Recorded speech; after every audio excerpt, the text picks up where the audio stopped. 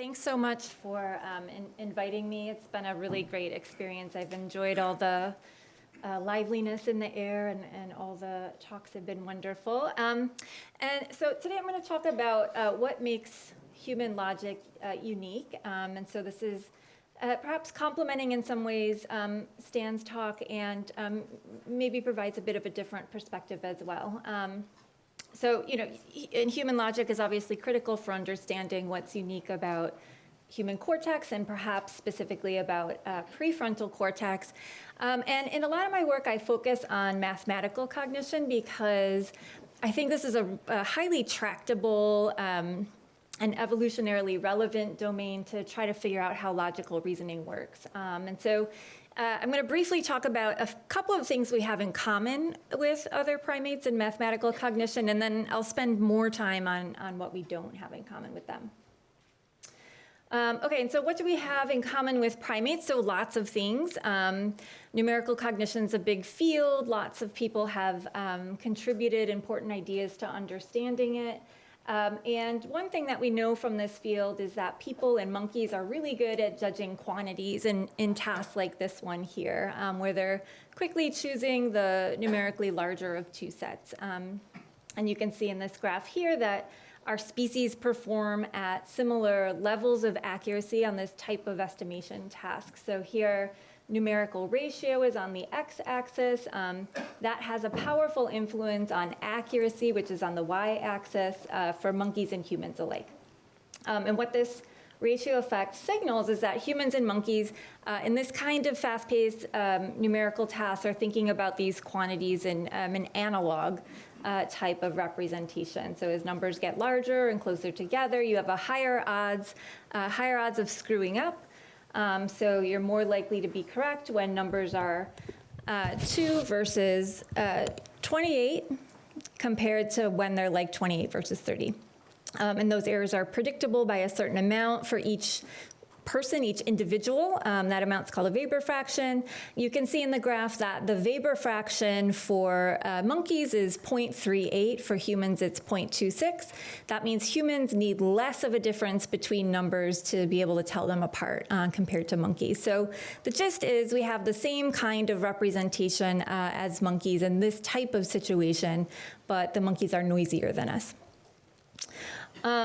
We also have in common the ability to perform mental computations over quantities. So, for example, we've shown that arithmetic thinking is possible in non-human primates. So this is a monkey doing an addition and subtraction task. So these videos are animating these problems. The problems are randomly mixed together. So in addition, there's some number of items on the screen, occluder comes down, and some more items join it, and the animal has to pick the outcome of that operation. In subtraction, some number of items on the screen, occluder comes down, some subset of them leaves, and the animal has to pick the outcome of that operation. And monkeys perform really well on these arithmetic tasks. So they scored about 70 to 75% on both addition and subtraction. This graph is showing accuracy and response times for humans and for monkeys. And you can see that, again, they show this qualitatively similar pattern of performance modulated by the numerical ratio of the outcomes. But of course, monkeys are systematically lower than the humans. So computation, like in arithmetic, can be carried out in an average primate brain, and this is a kind of mathematical logic that we have in common with them. And generally speaking, we have lots of things in common with them. So what we have in common is actually kind of a lot. We have this analog mind for processing quantities that's inclined to process quantities numerically. So in other work, we've shown that there's a number bias in primates. We even see this in the wild, in GPS-tracked primates foraging around. We can all perform logical computations over numerical quantities like addition and subtraction. And in other work, we and Standahan and Andreas Nieder, others have shown that these abilities are rooted in this common neural substrate in parietal cortex along the intraparietal sulcus. And these commonalities are important and they're impressive because they show us some of the ways that humans are maybe just souped up monkeys. What's less clear, and this is something that Stan talked a bit about from a different perspective, what's less clear is what we have in common with non-human primates that could yield behavior like this. So this is a 40,000-year-old tally stick where an ancient someone is making marks on a piece of bone to enumerate some set of things. And so how do we think to do this kind of thing? And why are we the only animals doing this kind of thing? So what is it about human logic that they have that primates, non-human primates don't? And we'd argue that the core logical processes to do this type of thing are present in non-human primates. They just don't have the capacity to compress or mentally write a rule or an inner program for this type of logic. And I'll say more about why, I think, anyway, at the end. And in terms of the basic logic, to be able to do something like this, you have to be able to represent some goal set of things out in the world. And then you have to start constructing your tally. So for each item in that set, you increment a counter by 1. In this case, you make a mark on a stick to increment your counter. Then you compare that new value on your stick, I'm calling that set 2, you compare that new value to the number that you have in memory, your goal number, and if they're equal, then you stop your incrementing. If they're not equal, you loop through another iteration of these steps. And so those are some of the basic logical steps that you need to be able to take in order to really count. And you know, we don't have animals who are writing this down on a stick, but they can do a little bit of this tallying program just using their minds, but it's noisy. And we saw evidence for this in a really simple food choice paradigm where we're just putting sets of food items in 2 different cups. We put them in 1 item at a time. So the first cup, 1 item at a time, second cup, 1 item at a time. Then the cups are pushed forward and the animal just has to pick which cup do they want, and they're going to try to pick more. So one of the things that we noticed while we were running this task is that the animals were spontaneously, not required by the task, but spontaneously mentally keeping track of the relative tallies, and they were doing that on their own. And so this is a video of what I'm talking about here. So this is an animal who's doing this really simple task. So the experimenters put in 1, she's doing the first cup, 2, I think we're on 2, 3,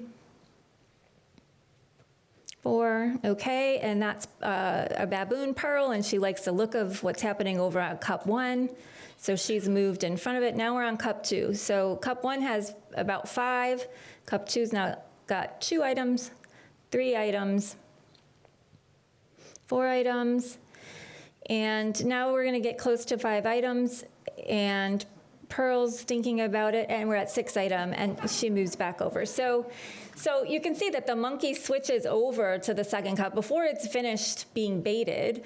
And the interesting thing about this, which there was no requirement in the task to do, was that it seemed like they were using this inner tally stick, this inner running tally of the relative values of the 2 sets. And so we looked at patterns in their switch behaviors to see whether they were really systematic.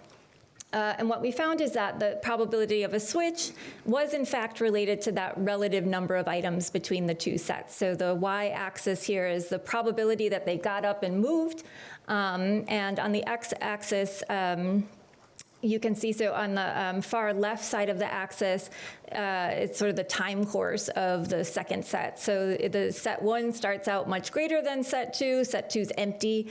And you can see that the animals are staying put over there at set 1. As the items are added to set 2, you get to the 0 point on the x-axis. That's when the 2 sets are equal. After that 0 point, now set 2 is larger than set 1, and you can see that the animals are doing this switch behavior a lot. So this shows that the animals are switching based on how many items are tallied versus how many they remember are in the first set. If someone were outsourcing their memory capacity by using a stick or a bone or a count line to keep track of the items, they would look something like this. But without something to age or processing, you get a noisy version of tallying like what you see in the monkeys. And so this kind of ability parallels some of that logical structure of human counting, but obviously one big difference between how humans and monkeys use this logic is that humans can compress and generalize the rule to a production task with a stick or whatever, and monkeys can't. Okay, and so monkeys have these kind of noisy mental tally sticks. There's obviously much more to human counting than that. And in human development, the way that human kids generalize a counting rule is by learning a flexible, compressed algorithm. And so this is sort of overlapping some of the ideas that Stan introduced.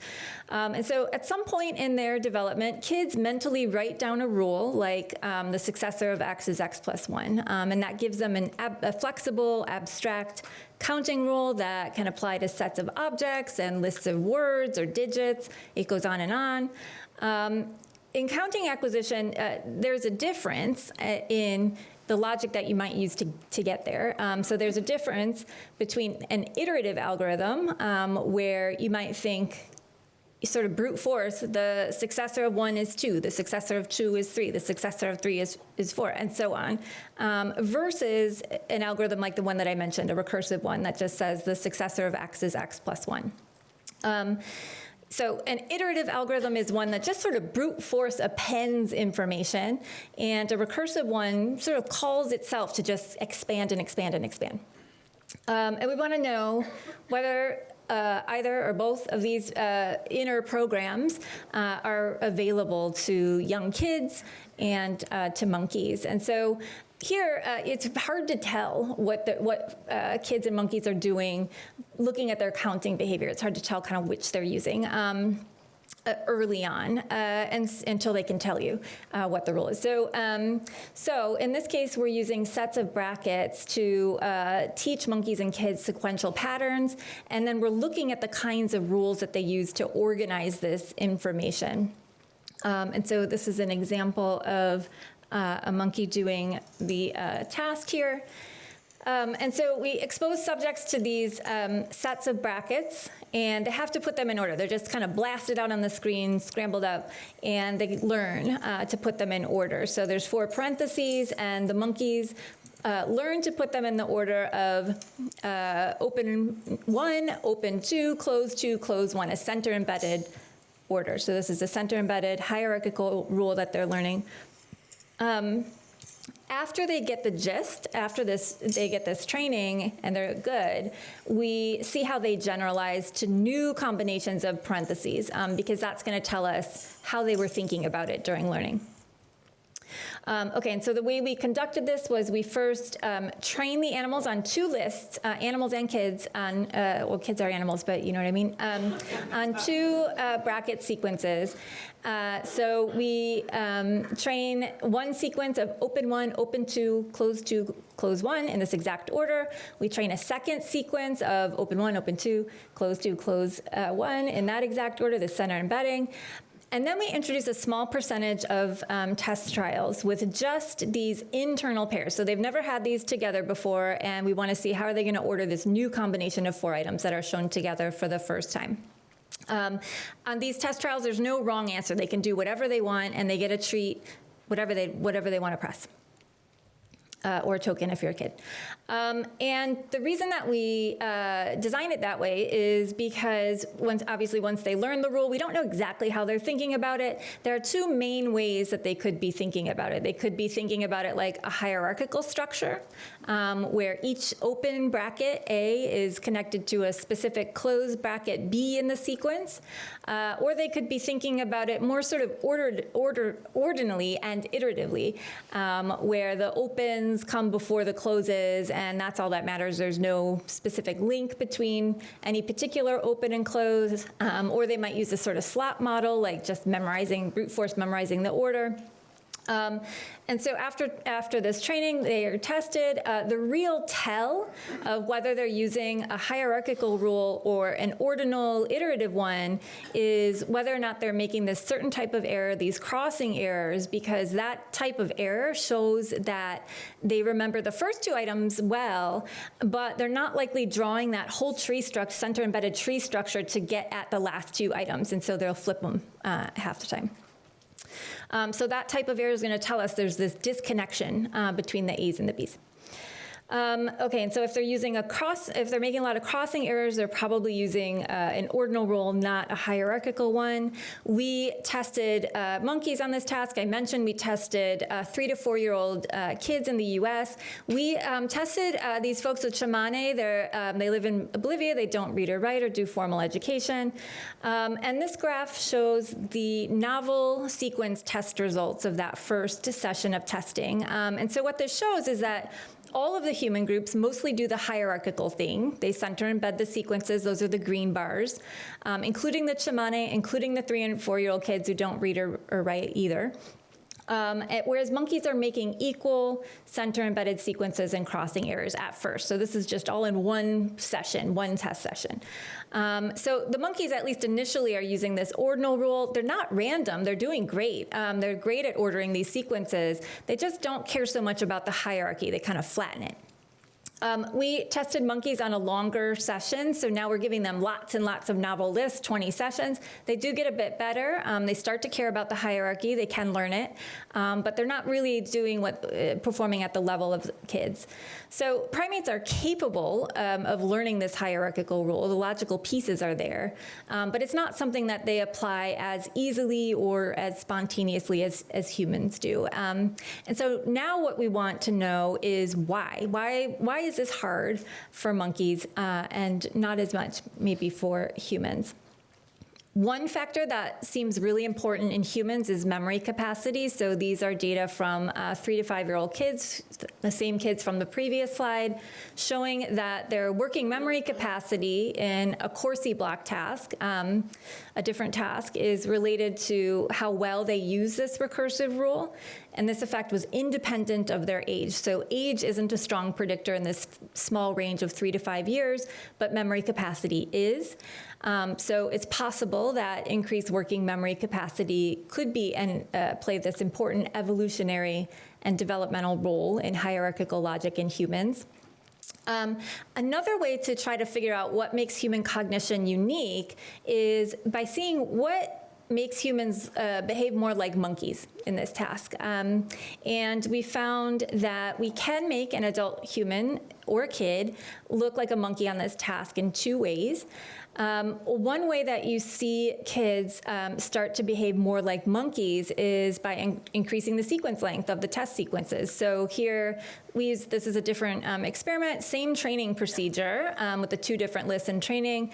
And now we're testing 4-item combinations like we did previously and 6-item combinations. And you can see here the adults are still behaving hierarchically. We see lots of green in the green bars, but the kids are starting to look more like monkeys. So kids with 6 items are showing a lot of crossing errors, a lot of flattening of the hierarchy. Again, they're not random, they're doing really well, but they're just using this more ordinal kind of flattened rule to get through these longer sequences.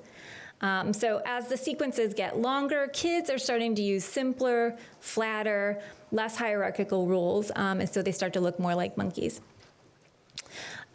We also tested how hierarchical rules generalize across domains. So this first figure here is showing for US adults the same, mostly hierarchical behavior. This is yet another group of subjects of adults on this bracket task. Same thing, they're doing a lot of hierarchical rule. We found that adults, and we've done this with kids, but these are the adult data, they can do this with other stimuli too, when the task is semantic with either words, written or spoken, or with pictures. So now the rule isn't based on the containment or the orientation or color of the brackets. Now it's based on the animal relationships, like mommy, baby, and sheep versus deer. And you still get a lot of center embedding in adults. We also see the same kind of thing in kids. But when you take perceptual or semantic structure away and you have no meaningful grounding, adult humans don't spontaneously use a hierarchical rule. They look like monkeys. So this is a condition. This third condition, there's no foothold, there's no dimension, there's no perceptual or semantic structure in the items. And so you see the adult humans look like monkeys, not because they completely fall apart on the task. Monkeys don't fall apart on the task either, but instead they flatten things out and they use a flat ordinal rule to generate the sequences. And there's the monkey data for comparison. And so dimensionality, ground level meaning, ground level structure is a really important part of hierarchical learning, even in adults, even in US adults. And one possibility is that having that meaning lets you compress, either symbolically or non-symbolically, the items into useful dimensions or tiers during hierarchical learning. And this is something that monkeys can potentially do with time, with experience, but that humans do much more readily because we have labeling and language. Okay, and so what we're finding is that there are at least 3 ways to make a human look like a monkey on this rule learning task. One is to give them a weak memory capacity. So kids with lower working memory capacity are less likely to use hierarchical rules. For kids, increasing the sequence length also reduces their hierarchical rule use and makes them use simpler rules. And then for adults, you can keep the list length the same. It's still pretty short, but you can take away meaning structure in the sequence, and that also makes them look like a monkey. And so what this all suggests to us is that that learning the hierarchical rule might depend on your information capacity limits and management. And so we have some new work that examines how variability in information capacity might affect complex rule learning across species and during early childhood. And so we're comparing learning curves for just really basic rules in human children and non-human primates. The data I'll show here are from a really simple task, just matching. And so you see a picture, you press it, you get 2 choices, you press the match. And we're looking at the different parameters of the learning curve during the initial acquisition of this task. So we're looking at parameters for what you knew when you showed up at the table, your prior knowledge, that initial learning rate, that first phase of the learning curve, and then how you maintain the rule, so the second phase of the learning curve. And we can compare groups because different individuals have different learning trajectories, and we give every individual from every group the same nonverbal task, no instructions, trial and error learning, and we see what they do. So far what we found is that there do seem to be major differences in horsepower and information capacity, even for a very simple task like matching. So these graphs are showing the measurements for each part of the learning curve and for each group that we tested. So monkeys, 3-year-olds, and 4-year-olds. And so we have the prior knowledge, the learning rate, and the maintenance of the rule. So what we see is that monkeys and kids are pretty similar in prior knowledge, kids in this age range. But where we see the biggest difference here is that by 4 years of age, human kids have orders of magnitude greater learning rates than monkeys. So for every % learning increase in a 4-year-old, there's about 1,000th of a percent learning rate increase in monkeys. And this is just on a simple matching task, not something more complicated. 4-year-olds also have a significantly lower lapse rate than monkeys, so that's the rate at which they lose track of the rule after they've learned it and kind of flake out and respond sort of randomly. That's reduced, and so a lower is better there.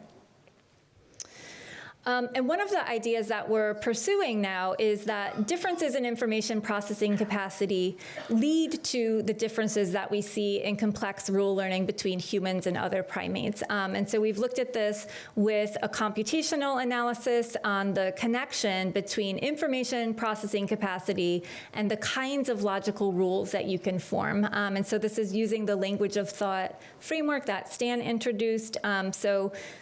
So this here is kind of an objective, in principle finding about the connection. And so in this analysis, you take all possible sequences that you could produce of different lengths. So this is for sequence learning. So 1-item sequences, 2-item sequences, 3 items, and so on.